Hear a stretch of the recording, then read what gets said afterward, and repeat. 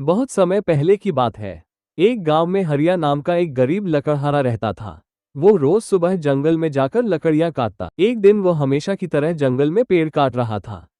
तभी अचानक उसकी कुल्हाड़ी फिसल गई और पास ही बह रही नदी में गिर गई। उसकी रोजी रोटी का एकमात्र साधन था। नदी गहरी थी, हरिया तैरना नहीं जानता था। वो दुखी होकर नदी किनारे बैठ गया और रोने लगा। उसी समय नदी में हलचल हुई और एक तेज रोशनी के साथ जल देवता प्रकट हुए। उन्होंने पूछा, हे लकड़हारे, तुम क्यों रो रहे हो?